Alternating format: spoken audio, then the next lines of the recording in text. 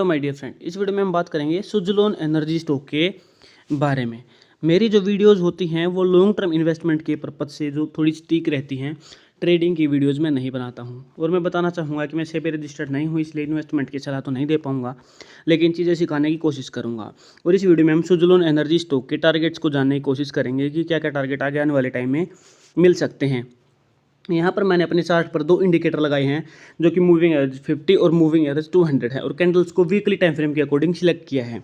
यानी कि ये दोनों इंडिकेटर्स मुझे बताएंगे कि आने वाले टाइम में अगर गिरावट होगी तो वो किस लेवल तक हो सकती है, क्योंकि ये लैगिंग इंडिकेटर हैं, क्योंकि जो अभी तक कैंडल क्लोज हो चुकी हैं उनकी एवरेज निकाल के आपको बता रही हैं, लेकिन ये आपको थोड़ा इंडिकेट कर देंगे। जैसे कि इंडिकेटर का मतलब ही वही होता है कि आपको इंडिकेट कर देगा कि अगर यहाँ से प्राइस गिरता है तो मूविंग एवरेज 50 इस जगह पर अगर संभल सकता है, या फिर प्राइस काफ़ी ओवर वैल्यू हो गया तो अभी थोड़ा रुक जाए एंट्री के लिए। ठीक है, वही चीज़ें हमें यहाँ पर देखने को मिली।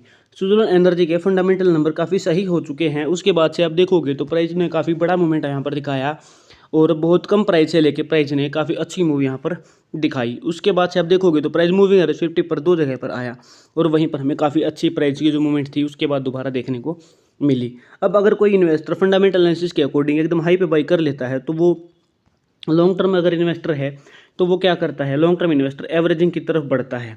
ठीक है, तो यहाँ पर मूविंग एवरेज 50 और 200, यहाँ पर दो जगह पर एवरेजिंग बनती है। तो अगर उसने इस जगह पर एवरेजिंग की होगी इन्वेस्टर ने, तो अभी हाल फिलहाल वो प्रॉफिट में आ गया होगा।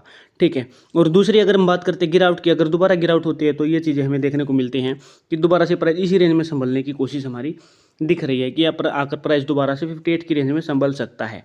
अगर बड़ी गिरावट होती है तो कहाँ पर 37 पर संभलेगा। इसके साथ साथ हम क्या करेंगे, हम यहाँ पर एक दूसरा इंडिकेटर यूज करेंगे, पिवोट ट्रेडिशनल। पिवोट क्या है, ये एक लीडिंग इंडिकेटर है। लीडिंग इंडिकेटर कैसे है, क्योंकि यहाँ पर देखिए आपकी कैंडल्स यहाँ तक हैं, लेकिन इसने आगे तक के मूवमेंट को बता दिया है। कहाँ तक का मूवमेंट इसने आपको बता दिया है, 29 दिसंबर 2025 तक का मूवमेंट इसने आगे बता दिया है कि अगर प्राइस मूव करेगा तो कहाँ कहाँ पर रुक सकता है। तो पहली जो रुकावट है वो 87 पर, और दूसरा 111 तक। यानी कि प्राइस में अगर मूव मिलता है, अप मूव मिलता है, और यहाँ पर बायर्स काफ़ी पॉजिटिव आते हैं, तो हमें आने वाले टाइम में टारगेट 87 और 111 के टारगेट आने वाले टाइम में देखने को मिल सकते हैं। इसके अलावा अगर प्राइस नीचे गिरता है तो 29 दिसंबर तक जो प्राइस की गिरावट है वो 37 तक हो सकती है। या फिर यहाँ पर आप देख रहे हैं कि वही चीज़ें मूविंग एवरेज 50 200 बता रहा है वीकली टाइम फ्रेम के अकॉर्डिंग 36 37 पर। यानी कि दिसंबर 2025 तक अगर प्राइस नीचे गिरेगा तो 37 तक गिर सकता है, और अगर ऊपर जाएगा तो 111 तक जा सकता है। और इसके बाद अगर हम और देखते हैं तो और प्राइस 137 तक जा सकता है, 137 इस तरीके से प्राइस आगे मूव कर सकता है। ठीक है, और मैक्सिमम क्या 99% केसेज में आप देखोगे तो प्राइस R5 तक ही गया है, R5 पे जाके कंसोलिडेट किया है उस टाइम फ्रेम के अकॉर्डिंग, और उसके बाद से वहाँ पर नेक्स्ट पिवट लाइन बन गई और आगे के टारगेट सपोर्ट और रेजिस्टेंस बन गए हैं।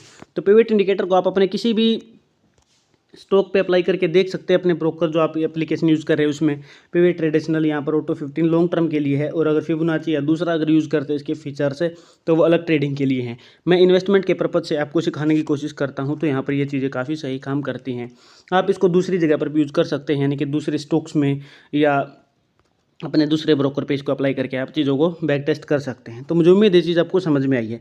जैसे कि मैंने अभी आपको बताया था कि अगर R5 तक जाता है प्राइस, तो यहाँ पर देखिए R5 को ब्रेकआउट करते हैं, यहाँ पर कुछ टाइम के बाद पिवट नेक्स्ट बन गई थी, और इस इंडिकेटर ने यहाँ पर इस जगह पर बता दिया था कि क्या इस स्टॉक प्राइस के सपोर्ट और रेजिस्टेंस रहेंगे।